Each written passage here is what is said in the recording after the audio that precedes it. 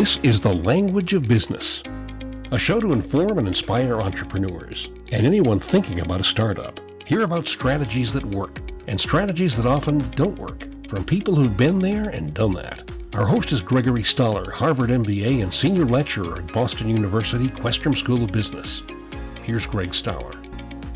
If you're the type of manager who does well by walking around and talking to your employees, how do you do that when everybody is social distancing? We're on location with Jason Ray, the CEO and founder of Paperless Parts, and welcome to The Language of Business. Thank you. Thank you for having me. Jason, what exactly does Paperless Parts do to make it easier for customers digitally?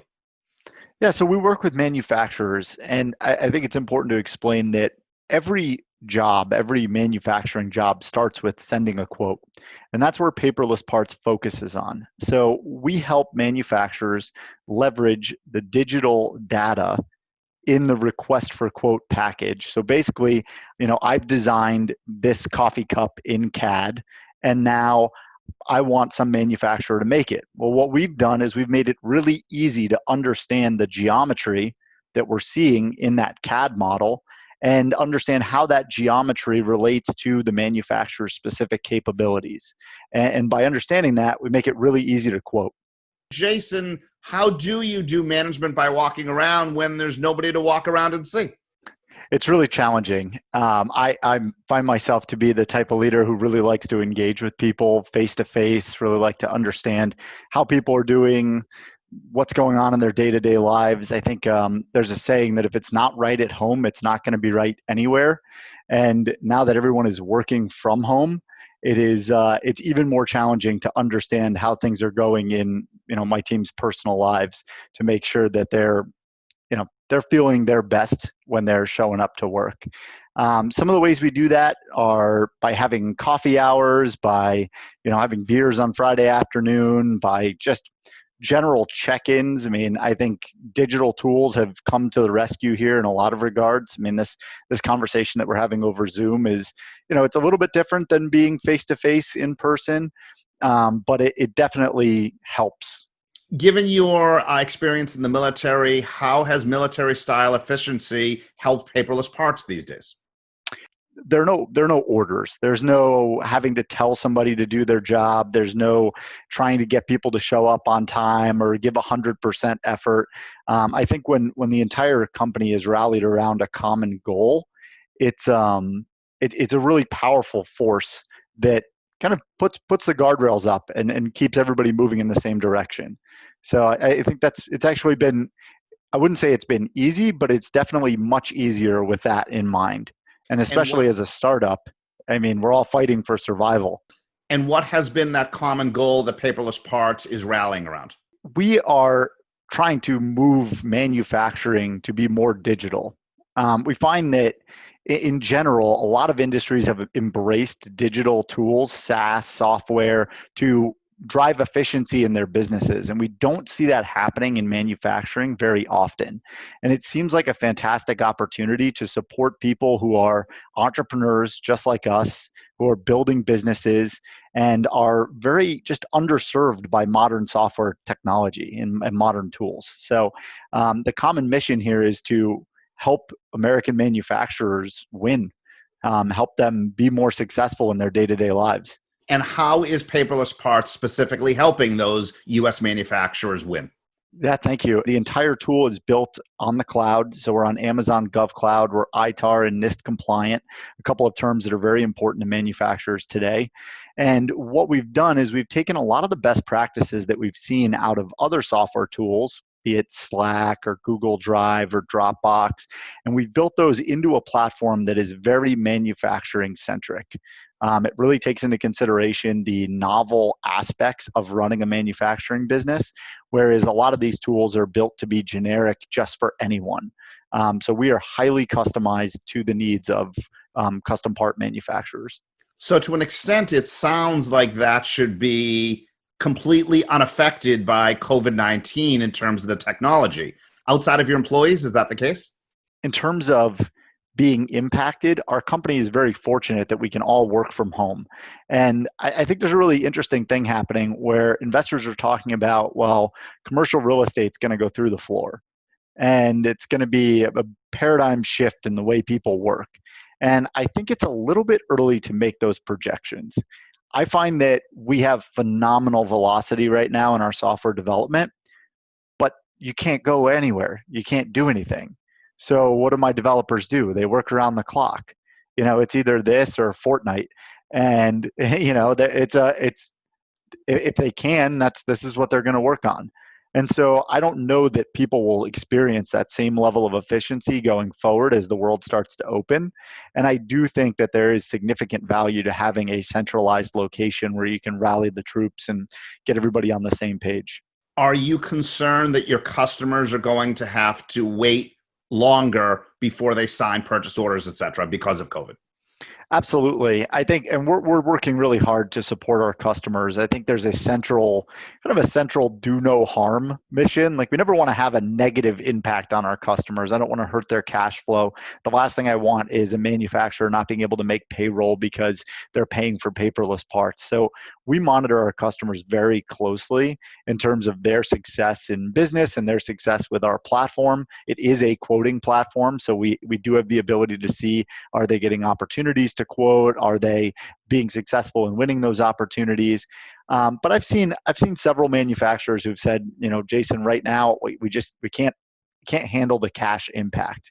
And for some of those shops, we've been able to work on terms with them and make it work so that we can be a part of their resurgence and their success going forward. What is the single biggest thing that keeps you up at night about the future of paperless parts? I wake up at 2:00 in the morning thinking about the layoffs that have happened in Boston, and I'm trying to figure out how I can build a company where we never have to do that. And that might be naive to say, where, if you've got 2,500 people and you end up having to lay off a significant portion of your workforce because of unforeseen things. But I would really like to build this company in a way where I can make sure that I'm taking care of the people who've committed to being here. Jason, thank you very much. Thanks, Greg. Jason Ray, founder and CEO of Paperless Parts.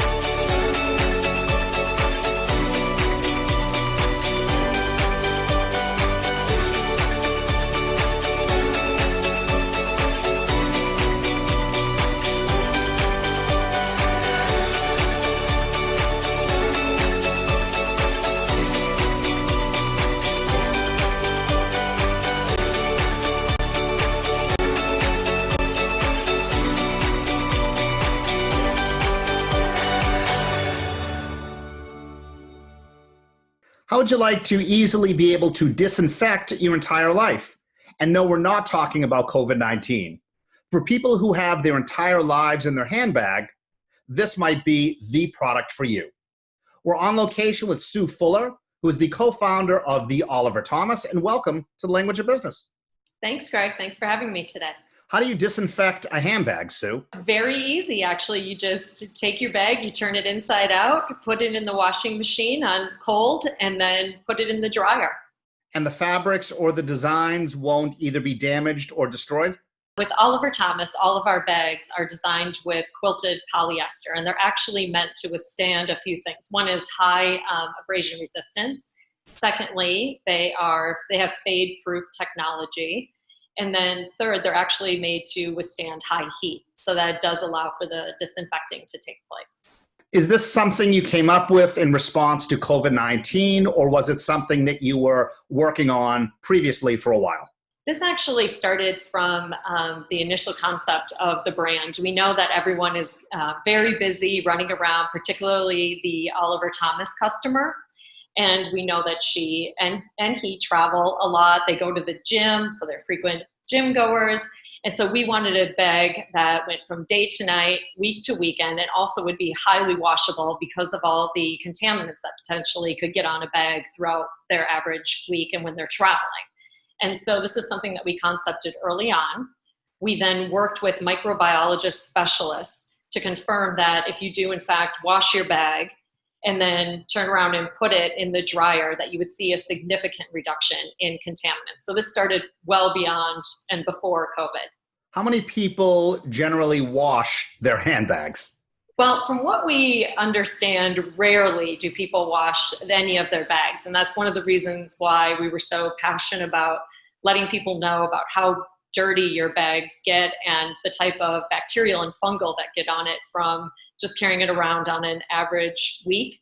We actually categorized, we took 5 of our bags, put them through all the different types of scenarios, taking them to work, to a gym, on an airplane. And then we worked with a microbiologist specialist, which are a certified lab, where they categorized every single contaminant that possibly gets on a bag. And they fed that data back to us. And we utilized that to really understand, how we could better help our consumers lead a healthier life. How are your bags getting manufactured? Is this a US play? Is this an Asian play? Please help us to understand that. So we actually manufacture in Asia, and all of our bags are also vegan.org certified by the 501c3 out of Washington. So we basically manufacture in one facility that is in fact certified. That was really important to us. How are you able to coordinate manufacturing in Asia right now? We've run into some really unique situations. About a year ago, I actually opened an office in Hong Kong. And right after I opened that office, some of the rioting started. And that was, very unique for us. But what's great is we have an amazing team that actually resides over in Asia and oversees all of the production, all of the quality, and all of the flow of goods. And so we're able to keep operating in any type of environment, whether that be the riots or now we're dealing with the pandemic. Both over in Asia and now here in the US. And we've been really fortunate that our business has been mildly interrupted. Are your days and nights these days flipped in that you start work at 12 noon in the States and end at around midnight? I guess what I'm asking is, how do you run an office that you can't physically visit anymore? Well, most people are going to bed in the US probably around 9 or 10 o'clock at night. That actually starts one part of my day. So I'm usually on for about 2 to 3 hours with the team over in Asia, and then I sleep for a little bit. I get back up around 2 to 3 a.m., check emails, possibly take phone calls if they have any questions at all, go back to bed, and then start again at 5:30 a.m., catch up on any last-minute happenings over in Asia. And then my day in the U.S. starts around 7:30 or 8 a.m. here. And what makes your relationship with Peloton so unique? We're on our 10th or 11th collaboration with them, and they actually found us when we were 3 months old. We build product specifically thinking about their consumer in mind. So it's not like they took an Oliver Thomas product and just label slapped on it. We actually, I studied their consumer, really how their consumer lives, what they value. And with every product that we do with them, we really try to take that into account. And it's been a phenomenal relationship. We'll ship in items and sometimes they sell out within 24 to 48 hours. What is the single biggest thing that keeps you up at night these days about the Oliver Thomas? Gosh, that's a great question. I would say, we're constantly thinking about how we can be better. And even in times of chaos, we view it as an opportunity. We're never short of ideas, that's for sure. And so I think it's just, making sure that we are continuing to be meaningful to our customer in the market and bringing them something that is actually improving their lives. If someone came to you right now for counsel about starting a business, what would you tell them? To just go ahead and try it. I think, the biggest thing that I've learned through this is that you actually have to jump in and just start going and make sure that you are able to quickly pivot. Obviously the pandemic has not been the first thing that we've realized as a business that has been a little bit chaotic. We were 3 months into our business. We were actually sued in federal court. We won on all counts. We've survived 2 tariff increases. We've survived riots outside of our office in Hong Kong. And now we've survived a pandemic. And every single time, I always say that chaos and crisis creates opportunities. And I think we're constantly pivoting and we're constantly learning. And I think, that would probably be the advice that I would give anyone. Sue, thank you very much. Thank you. Thank you, Greg. Sue Fuller, co-founder of The Oliver Thomas.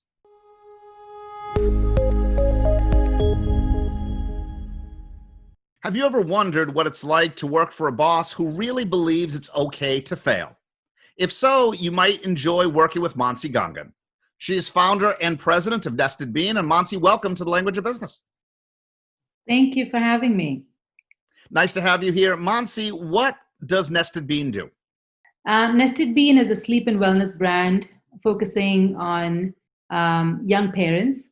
We make swaddling and sleeping bags for babies. They're lightly weighted. We have a patented design. So by helping the baby sleep better, we're helping the whole family sleep better. And what was your inspiration in starting the business? Oh, my second son, who wouldn't sleep.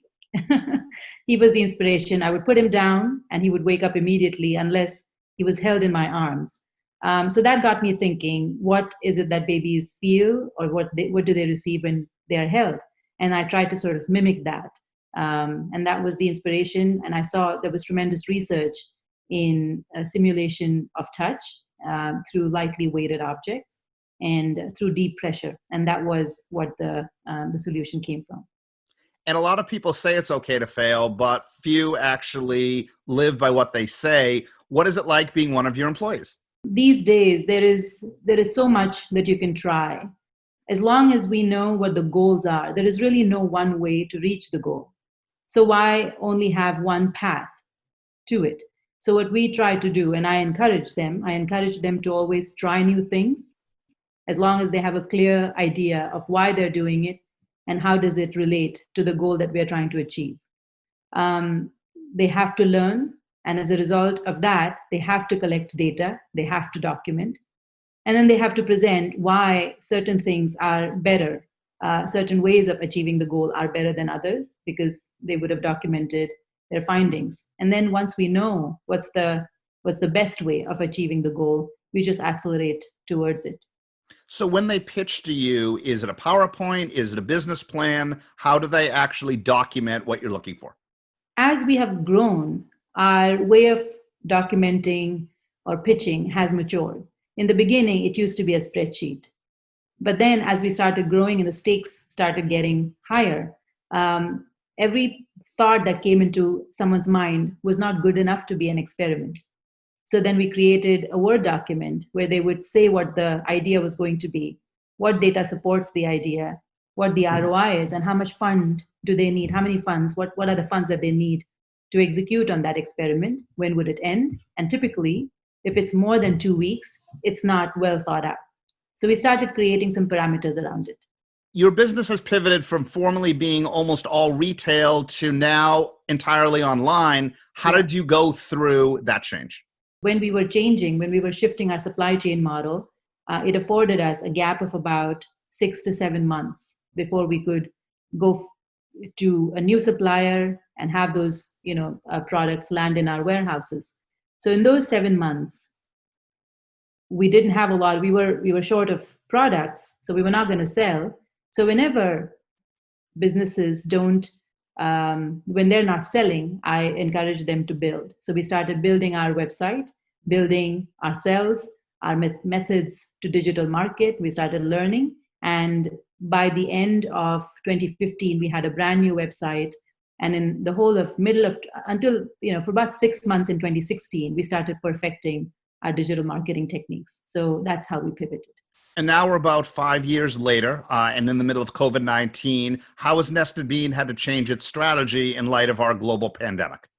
The way we worked back then and today has not changed a whole lot, because we carried those nimble processes with us since the last pivot. But what we have done since COVID-19 is, instead of creating long-term plans, even 3 or 6 month long plans, we've broken them down into smaller wins, just in case, the current situation changes in 3 months, and we don't want to, peg our goals or targets too far in the future, because you're not going to know what the next 3-4 months are going to bring. So we started creating smaller wins. But at the same time, we also started creating other opportunities, breadth-wise, not deep, so that once things do get lifted, when the world goes back to a bit more of normalcy again, that we will be able to scale all of those initiatives at the same time, creating sort of a compounding effect. Not your babies who you designed for, but what keeps you up at night about the future of Nested Bean? Excitement about the growth opportunities keep me up more than anything. Creating the right team structure, the excitement of it keeps me up, because I think without people, without the culture, companies don't exist. They cannot grow. They cannot sustain their growth, and it's not easy attracting the right talent, the right minded people. So that's what I think about more than anything else, especially in our growth stage right now. But it's all stems from excitement. Mansi, thank you very much. Thank you, Greg. Mansi Gangan, founder and president of Nested Bean. I didn't even realize what it meant to be in a top-tier business school until my first day. And I just really, for the first time, felt like I was in a place where everybody knew what was going on and everyone was incredibly driven to study this and perfect this field. And so I think being in a top business school really means that you are finding the barriers and the edges of the field and pushing them a little farther. And that's what Questrom has taught me over the past 4 years. The curriculum at Questrom's really helpful because you get to not only study the basics of business, such as accounting or marketing, but you really get to dive further in and to see applications of the health sector and how business applies to sustainability efforts around the world. They really want us to kind of focus it on 4 emerging areas, and those areas were healthcare, security, sustainability, and technology. Those are really where the jobs are going to be. They really want us to come out from the Questrom School of Business and, like I said, be able to work in any area of the industry. How much can you trust what you read online is actually going to affect your own business? We're on location with Larry Reines, who is an independent footwear consultant. And Larry, welcome to the Language of Business. It's great to meet you. Larry, you will go to different parts of Asia, different international locations. You will contract with manufacturers to help their footwear get made and then try and distribute them or sell them to US-based retailers, correct? Yeah, that is correct. And what are you hearing from your wholesalers right now? And then we'll get to your retailers in a second. There's a confluence of events happening right now. So we have the whole COVID issue, which is stopping our commerce here in the U.S. We have the manufacturing base concerned about what they're going to produce because all their orders have been canceled, they've been stopped, they've been held. Factories in some cases have started stitching masks instead of uppers for shoes. And some factories are just waiting for the light switch to be turned on so that they can go. Some of the retailers would suggest that they're going to go back to the old-fashioned, very one-on-one service type of selling where they're by appointment help customers in their stores. Others are just going to be doing the social distance. So we don't know really what it's going to look like. We know it's going to be an opening. We don't know how that's going to look. When there's an opening, let's start with the cost side of the equation. Do you anticipate costs are going to change? I don't know the answer to that yet. What we have is we have warehouses filled with spring merchandise. We have stores filled with spring merchandise. We have the dock over in China that's just waiting to let go of spring merchandise. And we have factories filled with spring merchandise, and we're heading into the fall season. So how that exactly looks for the fashion industry, we don't know how anyone is going to deal with it. We know that a lot of wholesalers are going to start closing. We know that the retailers, the small independent retailer, I've used the number of 30 to 40% will be closing, and people said to me, you're low. As stunning as that may sound. And the evolution of whatever retail was going to look like from 6 months ago till today has changed, right?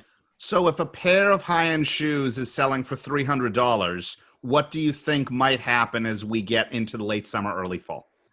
If it's a supply and demand issue, there might be a drop in prices because we know we have a lot of supply and we don't know what the demand's going to be. We don't know how pent up it is. We don't know what appetite consumers are going to have. And at $300, we have, the likes of Neiman Marcus who are closing stores, and we have Nordstrom closing stores. So there might be a glut of merchandise out there, might be consumer friendly. Do you think this is a permanent change in the supply chain, or do you think that COVID-19 notwithstanding, things could revert to normal by the end of the calendar year? There's going to be a no looking back. Things have changed. There's going to be a big difference unless there's some event that we don't know about yet today, that the manufacturers that I've spoken to in the factories over in Asia, I've asked them if they've wanted to look to start setting up shop here or if they're going to set up shop somewhere else. And the answer was, we can't set up shop because everyone's ordering equipment. We don't know where it's going yet. So we know that the manufacturing base is going to slide out of China, out of Asia. We just don't know where it's going to land. Do you think that's a good thing or a bad thing to have the manufacturing base slide out of Asia? For geopolitical reasons, I think the answer might be yes, right? So we worry about human rights. We worry a lot. It's paramount. So it's not a bad thing. We just have to make sure that it ends up in a place where we don't have to worry about that as much. What is the single biggest thing that keeps you up at night right now about your business? We don't know really what tomorrow is. We know it's going to be different. We know it's going to change. We just don't know what the change is going to be. We don't know who's going to be there.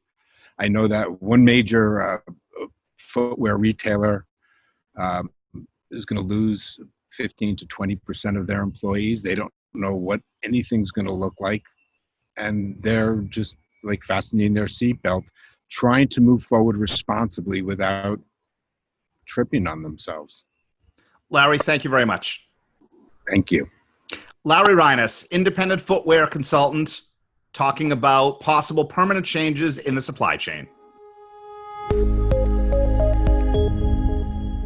Support for The Language of Business is from Boston University Questrom School of Business. We're also available as a podcast on Spotify, Stitcher, Google Play, or wherever you get podcasts. Thanks for watching.